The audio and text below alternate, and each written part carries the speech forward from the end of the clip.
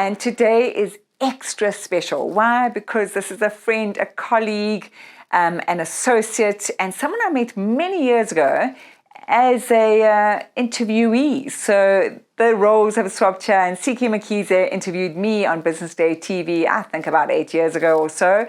And we've been colleagues and good friends ever since. And here we are today chatting to one another about bouncing forward, about how do we change the way we think, the way we feel, and the way we act in different chapters in our lives. So Ntsiki, welcome, and isn't it funny? We met really... I can't believe it's already been 8 years. When you said that, I was like, really? And it really has, because that was shortly after I did Miss SA. So there you go. It's lovely to have the roles reversed. And you terrified me when I interviewed you, and I'm going to be so kind to you today. I think it was just the set. It was just the set, exactly. And then it was so beautiful because we were both trying to get hold of each other after that interview, and eventually did. And the first chemistry meeting was, hey, how do we play together? How do we work together? And here we are. History, yeah. Exactly.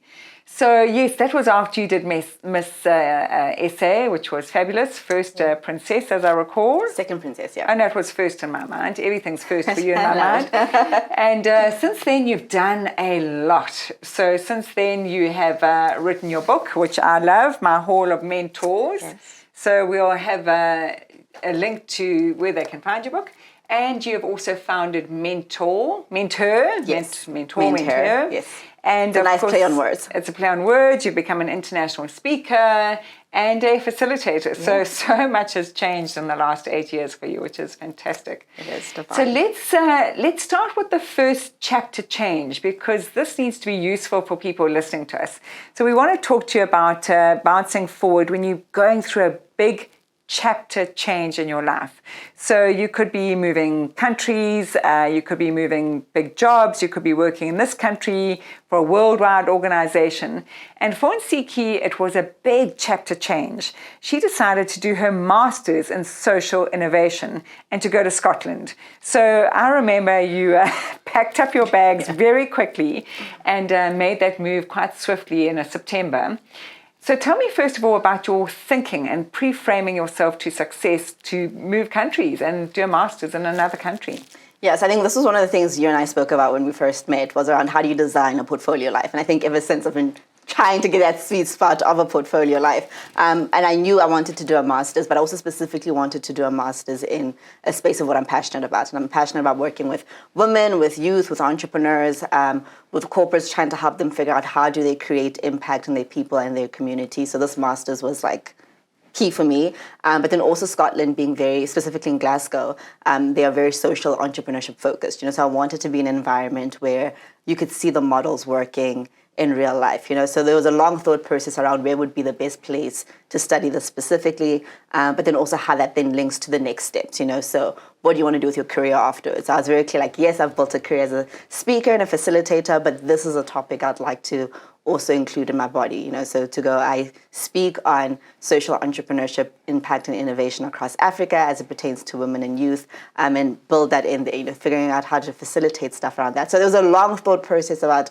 how do we connect the dots. And I think that's very helpful for people, especially when you're trying to figure out your shift, is to say to yourself, what's the next logical step that will allow you to connect the dots, And sometimes you can't see clearly, so you just have to only choose as far as you can see, or just look back and go like, actually, there's this particular theme in my life, or there's this particular golden thread that I can put together, and that can help inform my next step. So it was lots of deliberate thinking towards what we should do next. Beautiful.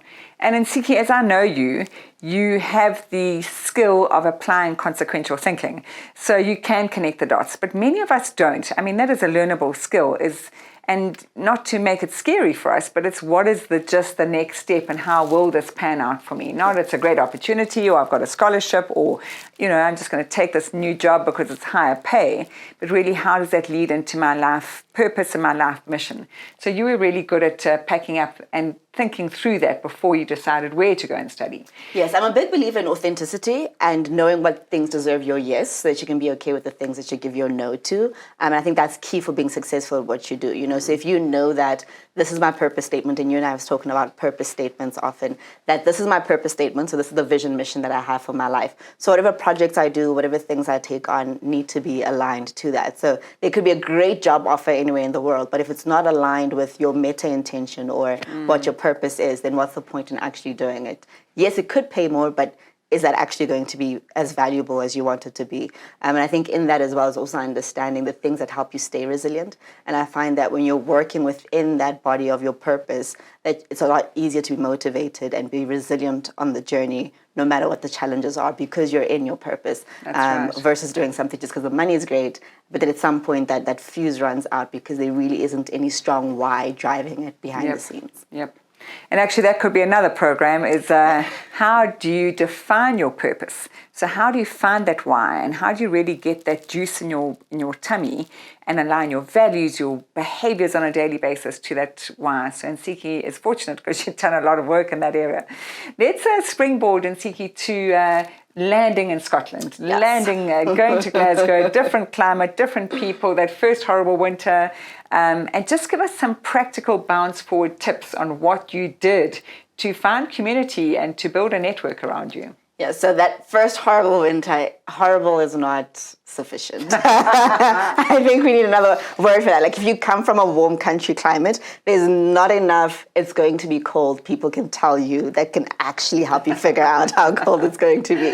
But I think really that first thing was to go, I had advice from somebody during orientation week, and they're like, it gets really cold and it gets really dark early, so find a community, So first week I attended all the first year international student sessions where there's different groups that you can join for sports, for community, whatever it is. And I joined those groups. I signed up for, they call it the BAME network. So I forgot what BAME stands for now, but we ended up calling it the African Network for Diversity, so celebrating diverse students from different ethnic groups, from different countries. I went to the gym and I was like, okay, and I found a group of friends who'd be like, hey, we're going to gym together at this time. So really plugging into those communities was very helpful, because when you get tired, it's like, okay, cool, we need to do those things. But then also from a speaking perspective, I knew I wanted to speak and launch my book when I was there. So I'd connected with a professional speaking body when I was in South Africa and their Glasgow chapter. So when I got there, I immediately went to one of their networking sessions and became part of this whole speaking community. So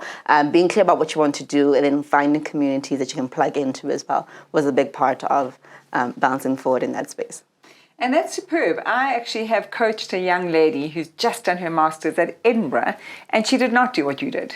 And she was alone, and she put on 15 kilograms in a year and came back sad, fat, and lonely, actually. I know there's three really strong words, those. But you've really got to join these different associations and groups, and we just get fed so much, whether it's in terms of just understanding different types of people and opening your eyes to opportunities and networks.